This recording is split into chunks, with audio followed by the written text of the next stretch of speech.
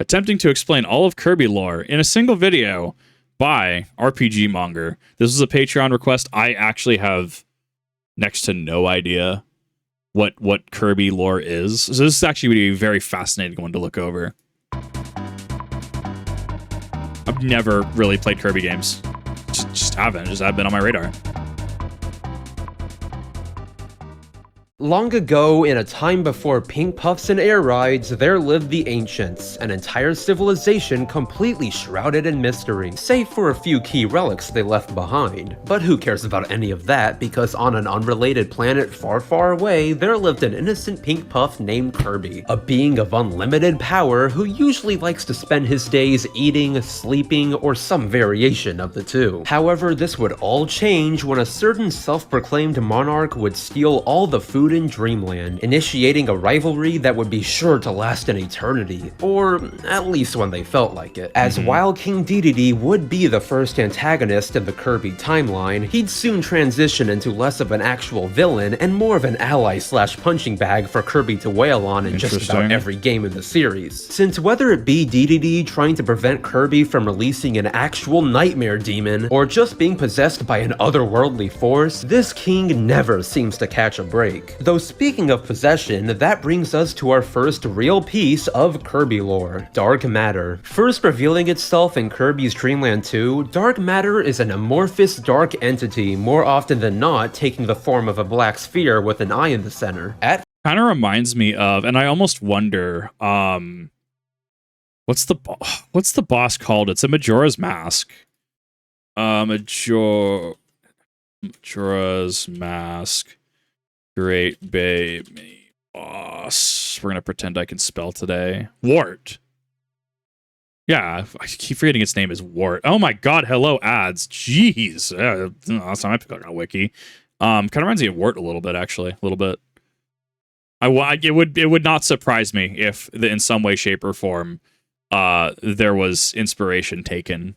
I don't know. It's yeah, because Nintendo IP makes sense. First, especially in its debut, Dark Matter seemed to be a pretty simple antagonist, what with its only goal being to shroud the world in darkness. If anything, the most sinister thing about Dark Matter is the fact that it could possess whoever it wanted to do its will, including and usually limited to King Dedede. However, while the first appearance of Dark Matter was more of a lone force, attacking Dreamland solely because it was lonely and had no friends, that's actually real, by the way. In Kirby's Dream Land 3, the next installment of the Dark Matter trilogy, we would finally begin to see the bigger picture in terms of this ambiguous villain. Enter Zero, the supposed source and leader of Dark Matter, who, much like the one before it, targeted Dreamland in an effort to engulf the planet in darkness. Though unlike the lone Dark Matter that had attacked before, Zero comes much closer to completing its mission, with the planet becoming fairly engulfed before Kirby put a stop to it. But how exactly did he put a stop to it? Well, let me explain, because yes, this is important. Essentially, Dark Matter in general, alongside being made up of, well, Dark Matter, are beings of concentrated negative energy and emotions, making their only real weakness the opposite of that, positive emotions. Just take the aptly named Love Stick, a weapon forged from the gratitude of everyone Kirby helped along the way, which proved to be the downfall of Zero and its cronies. However, that being said, not all Dark Matter are necessarily evil. Take Gooey, for example, a member of Dark Matter that somehow broke away from Zero's control altogether and formed a will of its own. How did this happen? Well, we'll just have to go into that later, because we've still got a lot to cover. Next up, after Zero was seemingly brutally annihilated on Popstar, a similar force began to attack a faraway planet known as Ripple Star, engulfing the planet, much like a certain orb we all know and love. Unfortunately for them though, Dark Matter struck fast this time, and Ripple Star ended up completely succumbing to its invaders, save for one inhabitant that escaped with the only means to stop them. Now, I won't give you a complete summary of Kirby 64, since aside from Dark Matter possessing some familiar faces and the mysterious ruins on Rockstar, there really isn't that much to unpack in the beginning. Oh, sorry. Instead, so I think I've seen Vinesauce play it once. That's Kirby and the Crystal Shards, right, for the 64? And if I understand it correctly, there's some criteria to get some sort of hidden boss, but that's all I know. It's towards the end of the game that things really start taking a turn for the dark when Kirby arrives at the 5th planet in the game, Shiverstar. Because I mean, it kind of speaks for itself, doesn't it? Plus, hey, I guess this kind of explains where Adeline came from, or at least her ancestors. Though moving on to the corrupted Ripple Star, after defeating Miracle Matter and expunging the planet of all dark matter, the Dark Star reveals itself with a familiar face at its core. But hold up a minute, wasn't Zero destroyed in Kirby's Dream Land 3? Well, kinda. In the case of 64, it's heavily implied Zero was revived using the body that was cast away towards the end of its first fight. So after yet another mildly disturbing battle in a game made for kids, Dark Matter was once again supposedly defeated, never to return again. Nintendo has a habit of, or at least old Nintendo had a habit of doing that, right? Ocarina of Time, Bottom of the Well, and Shadow Temple, things are just made of like, skulls and bones and stuff. The Dead Hand, rated E for everybody.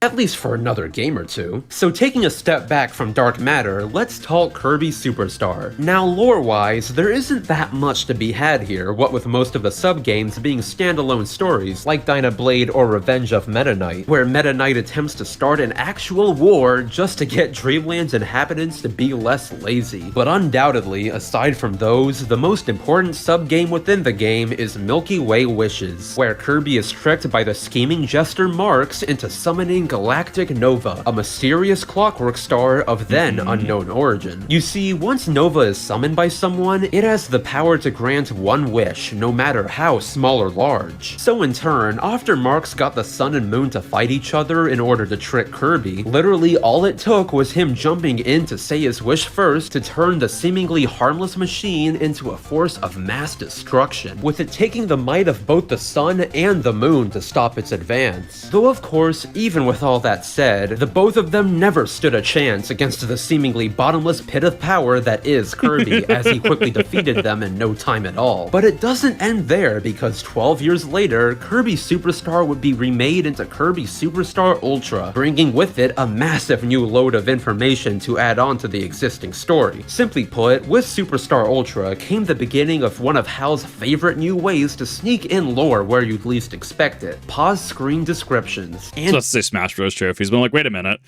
Smash Bros. Trophies aren't canon. Or if they're to be believed, well, I guess, I don't know, because technically the Redeads in, is it Triforce Heroes? Because they're clay, right? If it's to be believed, the Smash Bros. Trophy for the Redead in 64 talks about how the Redeads are clay, like reanimated clay or whatever. Let's be honest. Honestly, that's really cool. I like the addition of lore in-game. While they wouldn't exactly be very lore-heavy this time around, save for one in particular, they'd become far more important in the following games. But pause screens aside, most importantly, with Superstar Ultra came 4 completely new sub-games on top of the original 7. I actually wonder if Nintendo has a patent out on exposition dump via load screen. Because I would love to see more of these.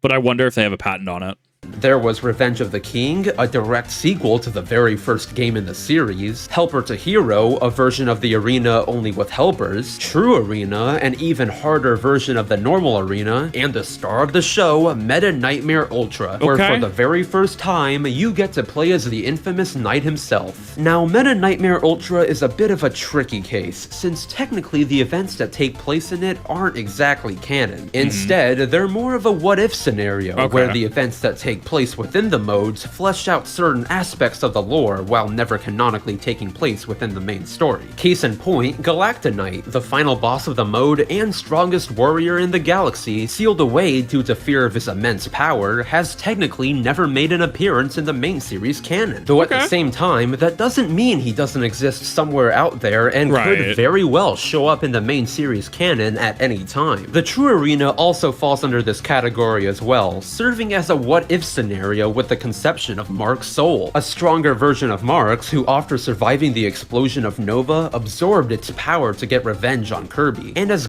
Kirby is owned by HAL, not Nintendo. Well, it's like how Pokemon is owned by Pokemon, right? They just happen to be very close with Nintendo. I would assume it would be a similar situation, because I've never seen, Kirby on PC or like Xbox, right? So I would assume it'd be a similar situation where they have a good enough working relationship, even if they're independent of Nintendo, where the patent would protect them, right? I don't know. I don't know the business side of it. Great as all that is, by far the most important aspect of this is his new pause screen description, as it contains some pretty heavy foreshadowing. To quote, he absorbed a Nova's power to bring back his evil soul. Notice the fact it says a Nova's instead of the Novas. While there is a chance it could be a translation error, considering the events of future Kirby games, I'm not so sure. Though we'll get to that later, because next up on the chopping block is Kirby and the Amazing Mirror, an incredibly important game in terms of lore, as it contains the first instance of the mirror dimension. To start from the literal top, high in the skies above Dreamland, there exists a mirror portal into the mirror world, a complete just, oh yeah, BT dubs, this super special awesome mirror exists. Don't worry about it. It just exists. I don't know, something about it was just funny to me. reflection of Dreamland, including mirror world counterparts to its inhabitants. One day, after sensing a dark force emanating from the mirror, Meta Knight took action to stop the evil at its source, diving directly into the mirror world, only to be immediately ambushed by his evil counterpart, Dark Meta Knight. Plus, to add insult to injury, he'd also come out of the mirror to attack Kirby as well, splitting him into 4 versions of himself, much like another certain Nintendo game that came out around this time. But similarities aside, after journeying through the mirror world and defeating Dark Meta Knight once and for all, the true mastermind is revealed, Darkmind. And wouldn't you know it, he's the mirror world equivalent of Zero, corrupting the mirror world much like Zero corrupted the normal one. Though thankfully, once Darkmind was defeated, the mirror world was left in the hands of Shadow Kirby, who would continue to protect it in Meta Knight's and Kirby's stead. Now nothing bad will ever come from the mirror world again, right? Well, all I can say is we'll get to that soon. Moving past Amazing Mirror, Canvas Curse, and Mass Attack, since the latter two are pretty much contained to themselves, we arrive at Kirby's Squeak Squad. At first, this game seems to have another pretty self-contained story, what with Kirby chasing after a piece of stolen cake that a gang of thieves known as the Squeak Squad stole from him. However, as the game progresses, and the Squeaks happen upon the treasure they assumed would grant infinite power, it turns out they'd get more than they bargained for, with their leader DeRoach being possessed by Dark Nebula, a member of dark matter that had been sealed away in a forgotten era, left alone for eons. And much like the rest of its kind, Dark Nebula would be no match for Kirby, being absolutely decimated by the Triple Star. So now, with all those bits and pieces of lore out of the way, it's finally time for the next massive truckload of lore in the form of a little conniving alien who crash lands on Dreamland. Enter Maglor, the main villain of Kirby's Return to Dreamland, who solely through dialogue reveals a lot of important stuff. But before anything else, let's talk about the Ancients. First referred to as such by Maglor, the Ancients were a highly advanced civilization who mysteriously vanished at some point in history due to an unknown cause. Originally, they all lived on Halkandra, a planet extremely far away, hidden in another dimension. Now coincidentally, Maglor also says he's native to Halkandra as well, though considering his history with telling the truth, that could very well be false. Like, just take his ship, the Lore Starcutter. While it does seem he's telling the truth about obtaining it on Halkandra, rather than excavating it in Dangerous Dinner, he most likely just stole the thing and heavily modified it into a weapon to kill Landia, an endeavor that didn't exactly have the best results. This was also later backed up in Star Allies when the lore in Lore Starcutter is revealed to mean paradise, confirming the ship was not intended for battle. Though in the same string of dialogue that he reveals that, he also mentions something very worthy to note. Alongside the Lore Starcutter, the Ancients were also responsible for a plethora of other amazing relics of untold power. With what's generation of console are we on at this point? So I saw the 2. That tells me that that's going to be the 2 button on the Wiimote, but this looks like GameCube. So what era are we currently at? I'm trying to keep up as fast as possible because I'm also trying to like contextualize this throughout the eras. Because I've never really, like, I mean, I can tell you what, the 64 Zelda games versus, GameCube, Wii. So it was on the Wii. Okay, so we're up to Wii era. So I have Galaxy was around this time then. Okay. Clockwork stars and items that bring dreams to life being 2 references he gives. Off the bat, that connects quite a few dots. Plus, on a side note, when you meet certain conditions on the extra mode for Return to Dreamland, Maglor mentions he actually came to Dreamland already knowing about Kirby, with someone he knows very well having fought with Kirby in the past. Based on these implications and some other information found in later games, this mysterious figure is most likely Marx from Superstar, essentially confirming that he survived the explosion of Nova. So fast forward a bit through the story, and once Maglor tricks Kirby into defeating Landia for the Master Crown it protects, he immediately puts it on the first chance he gets, activating the crown and transforming into a much more sinister form, intending to conquer the entire universe with his newfound power.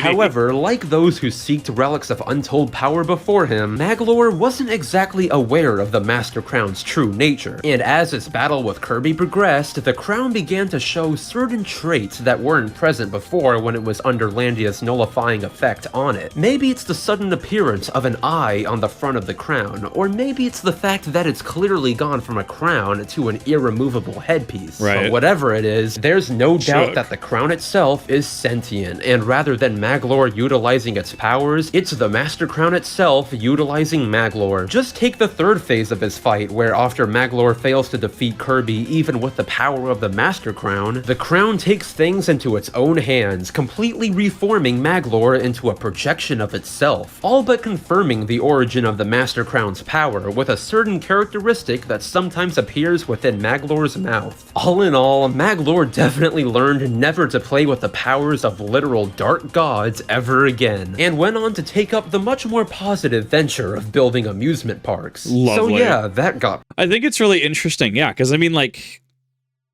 it's not necessarily that there aren't consequences, right? But it seems like, you know, enemies can become allies, and I feel like that would be a really cool part of the series, right? So you actually have like a number of cast members that end up cycling in, right? And then you can actually get to know and adore the cast members even more, rather than being just kind of relegated to like villain status. I don't know, but that's not also everyone. I don't know. It's interesting. Like, and I'm also getting a really condensed version of this, a very good condensed version of this, over, you know, years and years of Kirby games and lore. So I'm not necessarily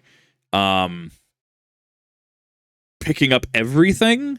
I'm trying to keep up as best as I can. I mean, the threads here are connected. I almost wonder if there's some kind of like Kirby white paper out there somewhere, kind of like how like Dark Souls has like a Dark Souls Bible, right? The Silmarillion from Lord of the Rings gets weird because it technically wasn't published till after Tolkien passed. But like how certain series have like everything planned out, but they don't tell everything or most things planned out, right? It makes me wonder it just makes me wonder if how far ahead they thought, right? Pretty dark in more ways than one. If only I could say things get any better from here on out. Next up, we'll be heading to the scenic heights of Floralia, a group of 6 floating islands that Kirby finds himself in after his house was swept up by the Dreamstalk. The only problem is, alongside Kirby, King Dedede was also swept up, with a spider-like mage named Tyranza mistaking him for the hero of Dreamland and kidnapping him as a result. You see, while Floralia seems peaceful, it's actually ruled by a tyrannical queen who will stop at nothing to assure her rule is never disturbed. Overall, a seemingly simple plot for a Kirby game, all things considered. Yeah. Well, at least it appears that way. Once the main story reaches its climax and Kirby meets the vanity-obsessed Queen Sectonia, there's clearly something off, especially considering the queen would go as far as to physically fuse with the Dreamstalk solely in an attempt to preserve her beauty for all eternity. Well, to find the answers to this mystery, we'll need to look at the other modes within Triple Deluxe, because much like Meta Nightmare Ultra before it, Triple Deluxe brings Dedede to her, another what-if scenario where the mode shows what would happen if King Dedede climbed the Dreamstalk instead of Kirby. Now, much like its Meta Knight counterpart, the only real difference in this mode is its finale, where after defeating Queen Sectonia, out of seemingly nowhere, the Dimension Mirror from Amazing Mirror appears, forcing Dedede to fight the Mirror World version of himself, Shadow, Shadow DDD. And that's not Nice. all either, because after defeating Shadow DDD, the king actually enters the mirror itself to reveal an even edgier Dark Meta Knight, hungry for revenge. But what does this all even mean? Well, let's take a step back here and start from the beginning. Based on information spread across a variety of pause screens, before the events of Triple Deluxe, Queen Sectonia wasn't always a tyrannical monster bent on world domination. In fact, she didn't even look the same, instead looking much like her then best friend at the time, Tyranza. You see, at this point, Tyranza actually had feelings for Sectonia, and as a gift to her, went into the mirror world and stole the Dimension Mirror, not knowing the mirror actually served as a prison for Dark Meta Knight, who ever since being defeated had been festering in there, slowly but surely corrupting the very mirror itself with his hatred. So in turn, once Sectonia got the mirror from Tyranza, it slowly began to change her the more she gazed into it. Soon, dissatisfied with her current form, she'd use magic to make herself more beautiful,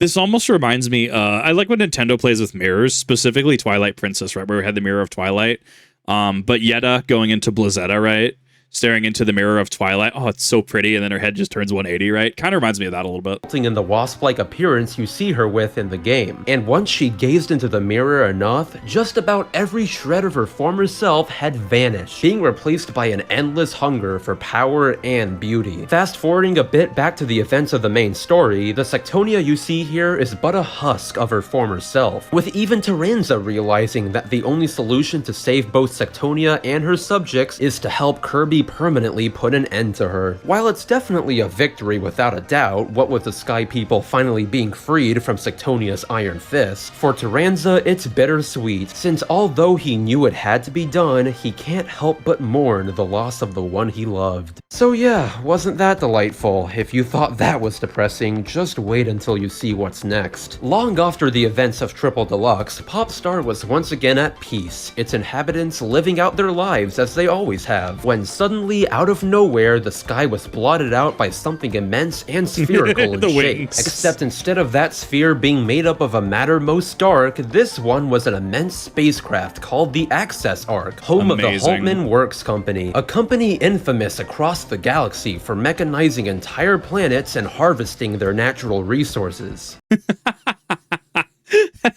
I love this. As it turns out, Kirby's the Kirby series is just what happens solving the Fermi paradox, and we are in fact actually not the only things out there. we got them space capitalists coming in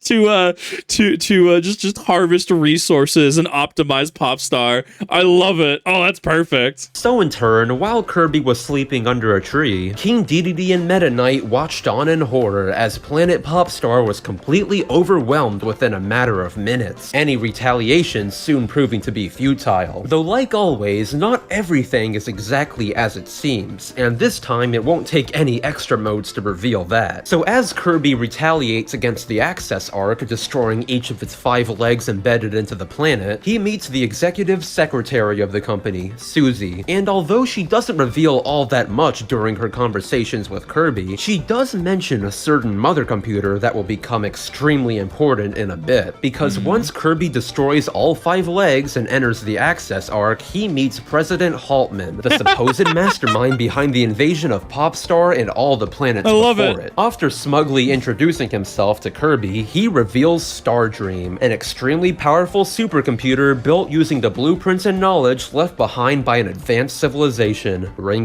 I'm gonna be honest, like, because this is still the Wii era.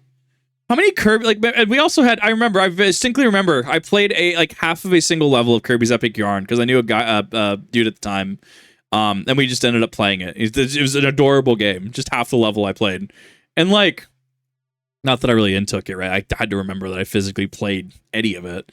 But I don't know. I miss the Wii era. I genuinely do. Because we just kind of got bangers, right? Like, well, and don't get me wrong, we had our, what was it, Metroid Other M came out, and that was pretty controversial, I hear. I was gonna say Project M, that's something completely different. Like, yes, we only really got, well, we did get Twilight Princess as a launch title, because there was a GameCube version as well.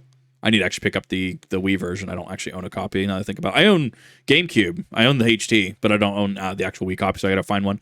Those are thankfully at least a little cheaper. But like yeah, like the Wii one, we got Twilight Princess. We got however many Kirby titles. We got, I think, multiple Metroid titles. We got Smash Brawl. We also had backwards compatibility with GameCube. Now, as somebody who does have like the peripherals to be able to like, you know, be able to hook up, Game Boy players, and do certain things. Like there's certain things that you lost in transit, right? Like you could no longer play Game Boy games on, a Wii because you just don't. You can't slap a Wii on top of a Game Boy player, even if you have the disc. It just doesn't work, right? But I think it's really interesting because looking back to this year, we got Galaxy, we got Galaxy 2. Don't get me wrong, we had a bunch of shovelware on the Wii. We had a bunch of shovelware. So much shovelware, so many Vinesauce streams. But like, I kind of just miss the era. Like, I get it, and it's kind of the weird, like, Ouroboros snake eat its own tail that the modern game industry finds themselves in. So, like, let's say Nintendo releases a new Kirby game, which I think they have, right? But it doesn't perform well, right? What are they going to try to re-release it? Are they going to shelve the IP? It's entirely possible. Remember, Nintendo owns F-Zero, right? Where Captain Falcon's from. I know next to nothing about it other than it's a racing game. I think F-Zero itself was a 64 title, was it not? F-Zero GX, I think, was GameCube. Like, GameCube and Wii era were kind of peak Nintendo, at least in my opinion. But then again, that is also without... That is my bias of not playing NES, Super Nintendo, SNES, Famicom, which is Japanese, right? Specifically, I haven't played Link to the Past. I haven't, right? I haven't. Prior to the 64, I have zero experience. So there is a divide there for me. There is a bias there that, like, not that I think they're bad. I don't have that experience. Yeah. They just took all some more chances, like Pokemon Ranch too, right? Kirby's Epic Yarn, right?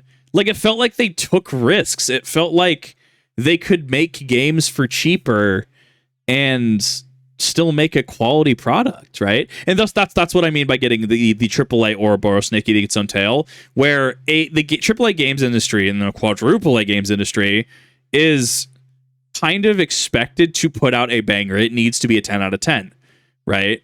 So that's why I say if they released a Kirby game or an F-Zero game and it just doesn't perform, if they release Metroid Prime 4 finally and it's like, it's okay, are they necessarily going to do that again? Or are they going to shelve the IP? And I think that comes down to like a couple things. I think that's the hyper corporatization of the games industry. I think that is the business faux pas of growth after growth, quarter over quarter, always growth, right? I think it has to do with that.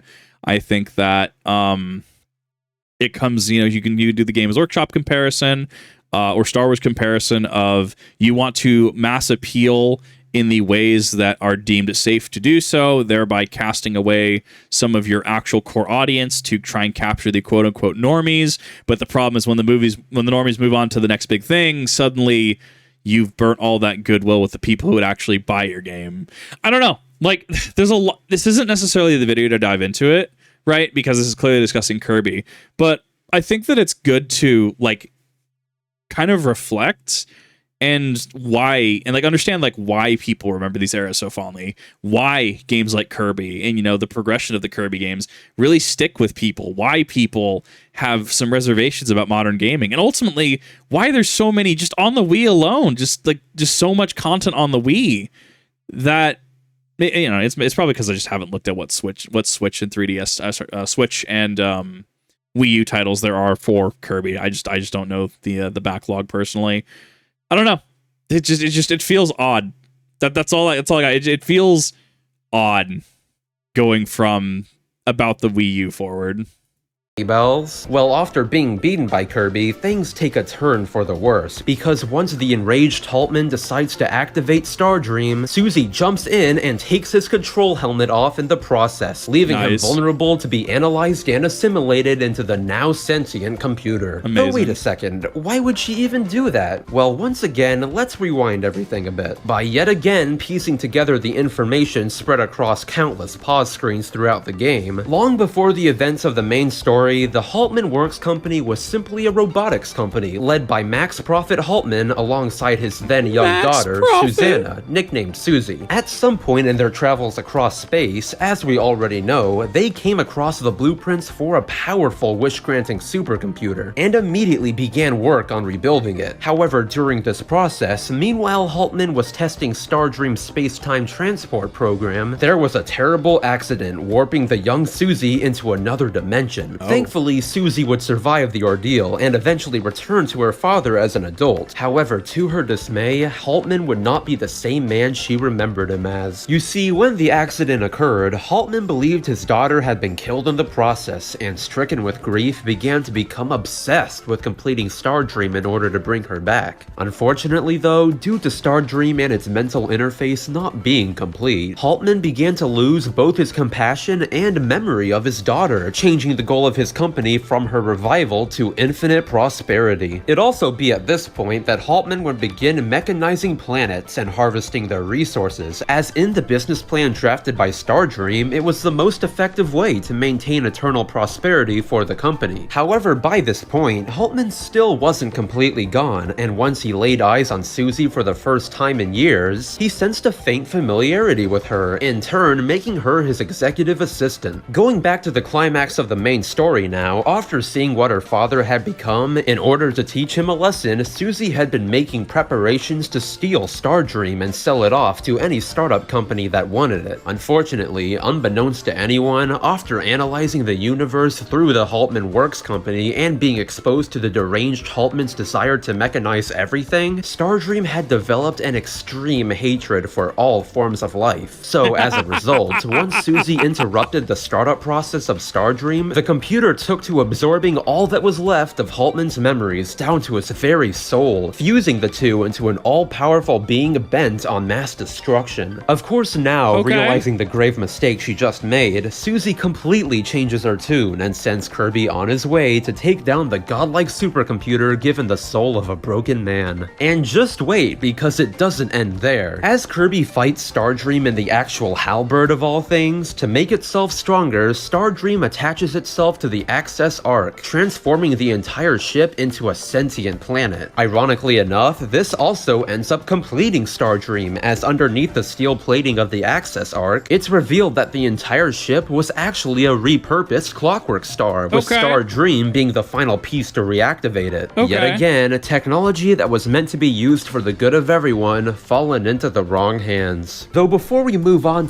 I think that's a really ambitious story. I'm going to be honest. Like that's art. That is art through and through. I mean, sure, you can argue, ham-fisted themes about, profit at any cost, being a soulless corporate entity, abusing powers beyond your grasp and understanding, to corrupt their purpose from being, instead of being used for good, being used for evil. Real tragic story. I love it. Like, wow, what a banger. The, as of now, final chunk of Kirby lore, Planet Robobot has a bit more in store for us. First off, like Superstar Ultra and Triple Deluxe, Robobot brought in yet another what-if scenario with Meta Nightmare Returns, a mode that, while does give some pretty valuable pause screen info, has a finale that is just insane. So in this particular what-if timeline, once Meta Knight defeats Haltman, Stardream recognizes him as its new admin and decides to test his abilities. And again, while this section doesn't really contain too much lore, it more just goes to show just how powerful Stardream is, with it being capable of not only producing a clone of the original Dark Matter swordsman, but Sectonia as well, with it even going as far as to summon Galactonite, who in retaliation immediately destroys the computer. Plus hey, that mode aside, in Robobot's True Arena, there's another fun little tidbit Hal decided to sneak in. Basically, in the final phase of the Stardream fight, when Stardream sucks Kirby into its core, every time you destroy a piece of Stardream's internal mechanisms, you can actually hear a distorted version of Haltman screaming in pain, showing that while Stardream had erased most of his soul, fragments of it still remain, forever trapped within the malevolent Nova until someone destroys it for good. Though now, with all that said, we've reached the final stretch. Ladies and gentlemen, get ready for quite possibly one of the most important lore dumps in Kirby history with the story of Kirby's Star Allies. Long ago, in deep space, a certain dark power was sealed away within a purple crystal called the Jamba Heart by a group of unknown heroes. They'd accomplished this by embedding several heart spears within the crystal to seal the evil away. However, many eons later, long after those said heroes had vanished, a new group arose who, instead of wanting to seal the darkness, revered it and yearned for its return.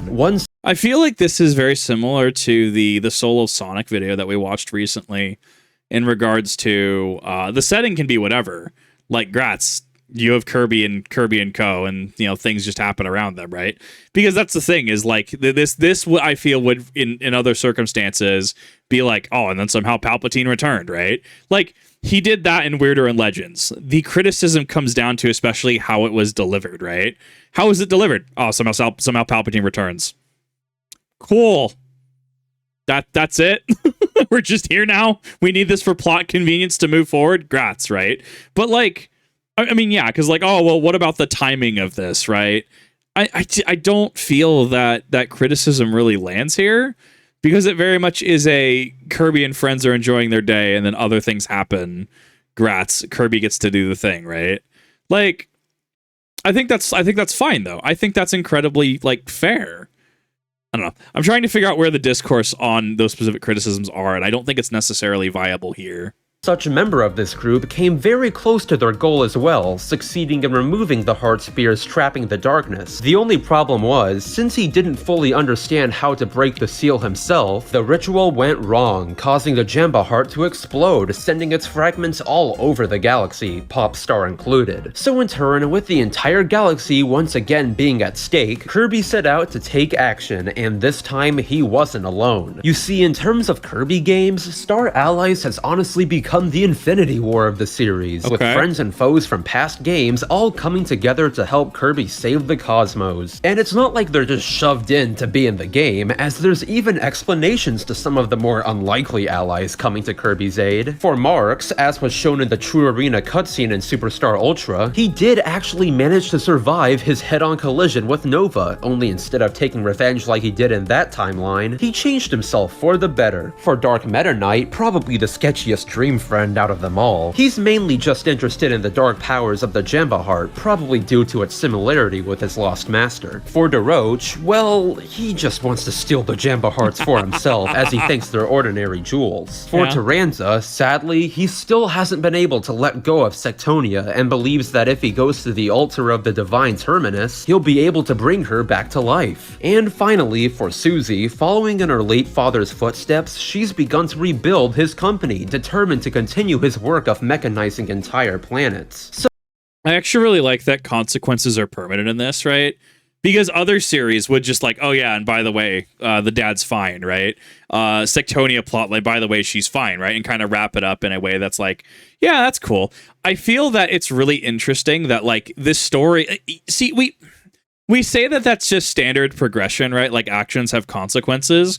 But how many times do we run into games, movies, media, anything where it's like, cool, the thing happens, and then, oh, well, the thing is back to effectively where it was, and there's no real lasting impact, right? Like things didn't really happen. I mean, I guess if you wanted by like, you know, examples I would bring personally up, watching Critical Drinkers Ant-Man 3, right? Ant-Man the Wasp and Multiverse or whatever it is, right? Quantumania, I think. I guess like it's pretty insular and it has a closed loop, right? But things that I can't really speak to that personally. I haven't watched it. I just haven't been interested. Something like Star Wars and the whole Kylo Ren and Rey, where they're struggling with the ship that Chewbacca's apparently in, and she blasts it with lightning, right? And it's like, oh, cool. And then, wow, that was a twist. There are consequences for this. Okay, not Chewie's fine. It was a different ship that they just shell gamed. What about C-3PO? If I read this Sith language, I will have to, hard reboot, right, and hard reset. No, it's fine. R2 just backs him up. Like, Grats, there's no consequences. Like, nothing has really been gained. Nothing's really been lost, right? Or like, what do you call it? Avengers, in Endgame and Infinity War, right? Where, Thanos snap happened, right? Half of the population just reduced to atoms, gone. And then, oh, by the way, time travel, which I don't remember if they've brought up again or not. I haven't heard anything about the funny machine that Tony Stark made, especially because now we have, I don't think it's Ironheart. We have young woman who is just like smarter than Tony, I think. So I'm like trying to figure out like where that comes into play again. Probably has. I don't know where it's, and then like, yeah, we, time shenanigans. And, things are pretty much back to where they were before. Or even in Final Fantasy XIV, right? Endwalker made sense. It made sense in regards to self-sacrifice to get to the end, and the twist was great. I think that you could have a similar criticism there in Endwalker, but I think that it worked there because of what ended up happening there versus others where it becomes a zero-sum, zero-loss gain because you don't want your audience to feel certain things, right? At least, I don't know. So, circling back, right? I feel like actually having lasting consequences in this is actually really interesting to watch, and not what I expected. Okay, with the surface level stuff out of the way, let's get back to the main story. As Kirby liberated countless individuals who'd been plagued by the Jamba Heart's fragments, he'd come across a massive spaceship that recently landed on Popstar, the Jam Bastion, housing 3 mage sisters intent on collecting the Jamba Heart's fragments. Yo, why that red one, like, so gassed, though? And while Kirby would end up thwarting their plans by defeating all 3 of them, it wouldn't slow down their master one bit, as once Kirby got to the Jambandra base, home to the 3 mage sisters and their master, it'd soon become pretty obvious what kind of being was sealed away within the Jamba Heart. Though by so I have so in chat, for my knowledge, the time travel thing in Avengers Endgame is never brought back again. Bro, that is wild if that's so. Because like when you drop something like that, that's like universe changing. Like the narrative universe that you're making, whether it's, overarching MCU or it's just, a story, right? Like that's a wild thing to introduce, right? Like, I mean, like traveling back in time is explainable, like as a game like Majora's Mask, right? Because it's, goddess of time, hear my plea, right? Hear my cry. And then obviously you have, 72 hours to go through, do what you need to in 72-hour increments, right? But like, bro, that's really bad if they just made it for Endgame because we need to do things and then never bring it up again, because that's a thing that actively exists in your world now. That is bad. far, aside from the absolutely massive amount of lore hidden in pause screens throughout the game, much like Haltman before him, Highness, the mastermind behind the release of the Jamba Hearts, reveals an incredible amount of information solely through his quick conversation with Kirby. So for the sake of you all, and so we don't jump around too much, let's start from the very beginning. As we already know, long ago there existed the Ancients, a widespread civilization responsible for a lot of the things you see in Kirby games. games. However, what we didn't know until now is that the Ancients were actually split into two factions, those who relied on science and machines, and those who relied on magic, with the latter also dabbling with dark matter. For a while, the two seemed to coexist with one another, with the magical Ancients even being the ones to stop a galactic crisis that threatened everything, which, while not confirmed, is heavily implied to be Galactonite. Plus, this is also supported by the fact that he comes out of a portal Highness made in the what-if mode of Star Allies. Though one day, for some unknown reason, the scientific Ancients decided their magical counterparts were too much of a threat and betrayed them by banishing them to the edge of the galaxy in fear of their dominion over dark matter. And it's not like the magical Ancients were even remotely evil either. Just take Highness. Long before his clan was betrayed and banished, he was actually a very kind individual. For instance, when he used to travel freely across worlds, he happened upon 3 girls, one nearly freezing to death in a blizzard, one burning alive in an inferno, and one being on the verge of death right after she attempted to take her own life by getting struck by lightning. In all 3 cases, Highness saved them, at the same time unlocking their hidden potential for certain types of magic. Though that got dark really quick. After being betrayed by the scientific Ancients, his once kindly heart began to become consumed by hatred and obsession. It'd be at this point that the now insane Highness would form a religion based around dark matter, believing that if he obtained and freed the being trapped within the Jamba heart, that'd deliver him and his followers to a promised land of sorts.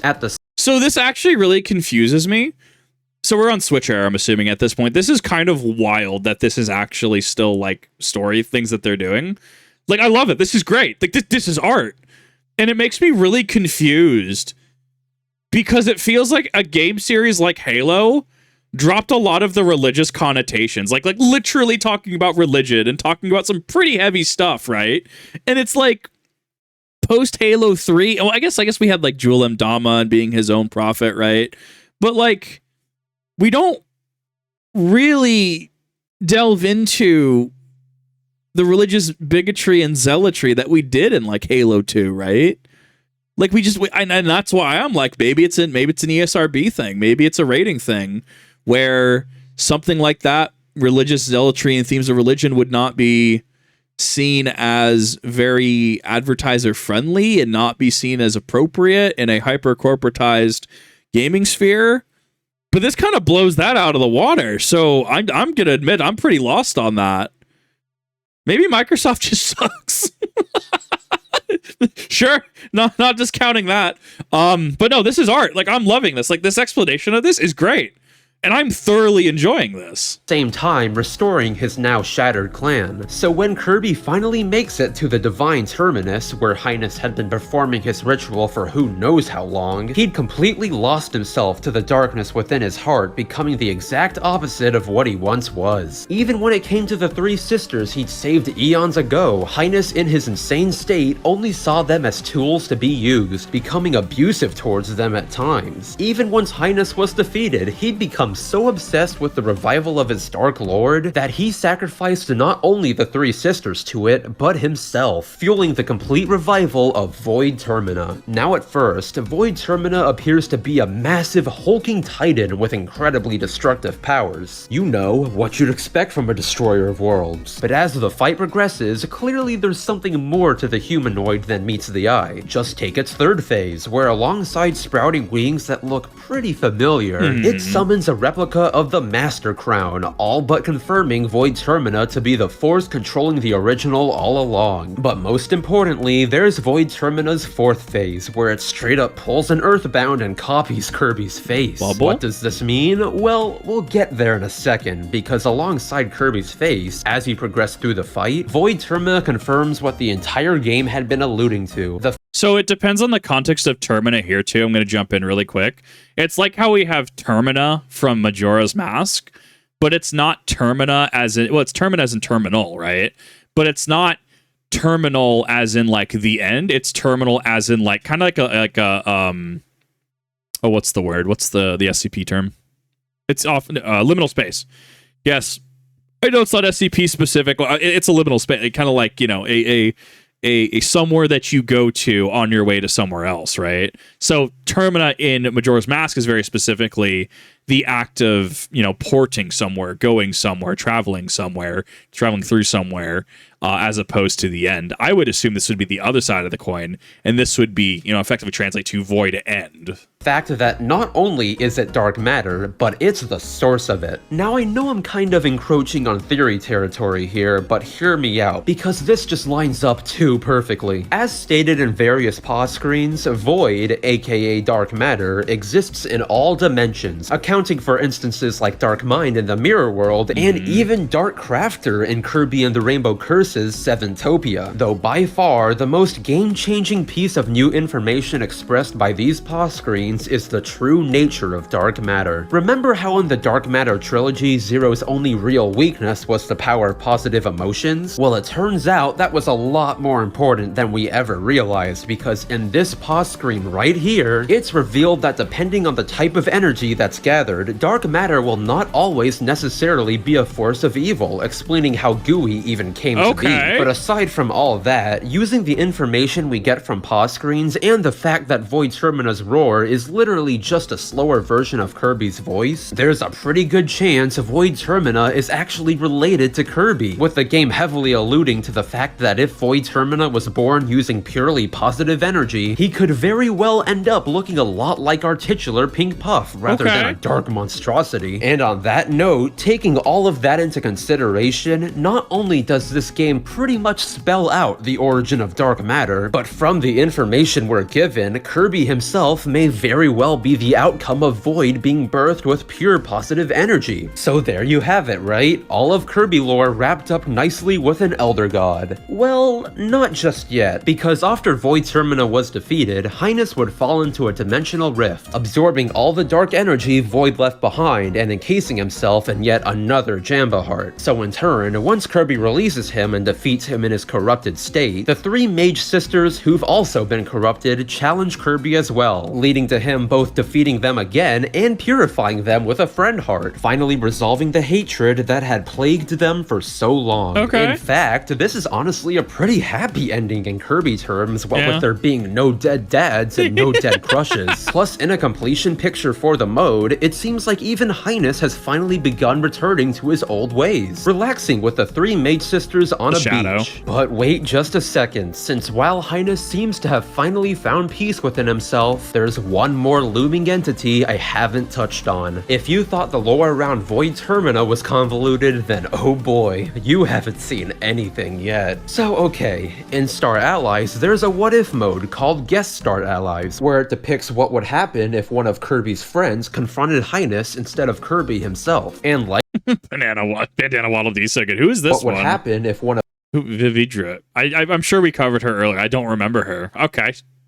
They look cool. Kirby's friends confronted Highness instead of Kirby himself. And like always, it's only the finale itself that really has any noticeable changes, since instead of fighting Void Termina, Highness instead decides to open up an interdimensional portal, once again releasing Galactonite onto the world. Except things don't go how they usually do this time. Instead, a familiar butterfly lands on the tip of his sword, completely absorbing Galactonite's immense power and creating Morphonite, a mysterious warrior whose design actually originated from the cancelled Kirby GameCube game. So as cool and completely random as Morphonite is, let's touch on that butterfly for a second, because I'm not joking when I say it's literally been with Kirby all along. While the specific orange one has only appeared in every mainline game since Return to Dreamland, butterflies in general have been appearing alongside Kirby ever since the very first game, meaning a being capable of absorbing the actual strongest warrior in the galaxy has been with us this whole time. Now I know what you're saying, what in the actual hell is even happening anymore with Kirby lore? And honestly, for this one, I share your sentiment. As of now, Morphonite and the nature of the butterfly are mostly shrouded in mystery, with the only real information about them being the fact that the butterfly is a supposed being of paradise, and that Morphonite is associated with a judgment day of sorts, meaning Morphonite is somehow related to the Kirby Kirby Afterlife? Okay. Absolutely insane, I know. So, well, that's about it. Or at least it is for now. To be honest, there's no telling what Hal has in store for us next. Hell, for all we know, Yin Yarn could somehow end up being the key to everything. You really never know. But anyways, ranting like a madman about Kirby lore for so long has given me an appetite. How about some strawberry shortcake? Now I know this video isn't exactly the usual kind of thing I do on my channel, but hey, please tell me if you all enjoyed it. I'd be more than happy to make more like it. I mean, hell, if you ask me, the Kirby timeline deserves an entire video on its own. And before we go, today's cool thing of the day is definitely the Kirby lore series by Wooly Versus. Because I've gotta say, if you all want a more detailed explanation of specific topics I talked about in this video with a presentation that cannot be beat, you owe it to yourselves to check out these videos. So that being said, I'm the Rpg Monger, and don't forget that each and every one of you are fantastic. Honestly, what a banger video. I wasn't expecting to get sucked in as much as I was. So one, like, obviously this information was very good. RPG Monger really condensed this in a very, very good format. A lot of information coming at you really quick, but it was very, very condensed, and they really, really embellished the. I don't want to use embellished. They really stressed the parts that needed to be stressed, and really, got through what they needed to. So I honestly thoroughly enjoyed this, and I was not expecting the lore to be this deep. So that's honestly really cool. So thank you, everyone, for watching. I really do appreciate it. I had a lot of fun with this. Hopefully you did as well. I hear he has a second one. So I'm going to be going through that at some points because I desire to know more. I desire to consume the lore. But thank you for watching. Really appreciate it. And I will see you in the next one.